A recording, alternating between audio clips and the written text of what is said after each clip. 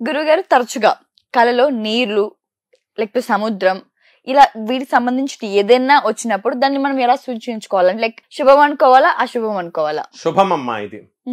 నీళ్లు లేవనుకో మనకి స్నానం చేయడానికి ఉండదు, తాగడానికి ఉండదు. తిండి లేకపోతే మనం పొట్టి శ్రీరాములు గారు 41 రోజులు ఆయన నిరాహార దీక్ష చేశారు. ఆంధ్ర ఇవ్వకుండానే చనిపోయారు ఆయన. తెలుసా నీకు ఈ విషయం? సో ఆహారం లేకుండా మనం ఎంతకాలమైనా బ్రతకొచ్చేమో కానీ నీళ్లు లేకుండా మనము 2 days కూడా ఉండలేము. కాబట్టి నీరు అనేటటువంటిది ఆస్పీషియస్ వస్తువుగా, పరమ పవిత్రమైన వస్తువుగా మనం చూస్తాం.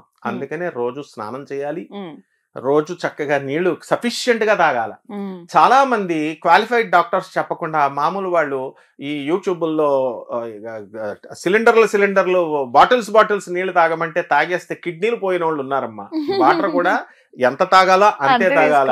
ఎక్కువ వాటర్ తాగమంటున్నారు కదా, వాటర్ థెరపీ అని ఒకటి పెడతారు వీళ్ళ పేరు. ఆ వాటర్ బాటిల్స్ తాగితే కిడ్నీ పోయింది, లూజ్ అయిపోయి. కాబట్టి వాటర్ అనేటటువంటిది ఎవరికి వస్తాయంటే కేతుగ్రహము అని ఒక గ్రహం ఉంటుంది మనకి, ఛాయాగ్రహం.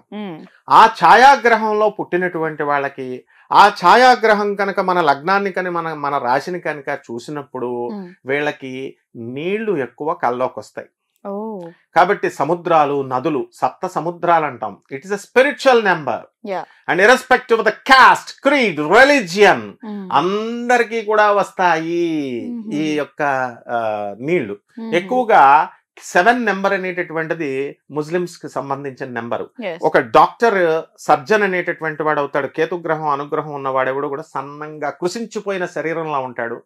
ఒక ముసల్మాన్ 7 నెంబరు, తర్వాత ఒక సర్జన్ 7 నెంబరు. ఇలా 7 సముద్రాలు, 7 ఋషులు, ఇది స్పిరిచువల్ నెంబర్. అందుకే నేను నామాజీలు అంటారు. ముస్లిమ్స్ ఎంత చేస్తారు? నామాజ్ 5 సార్లు చేస్తారు. And no Hindu will do it.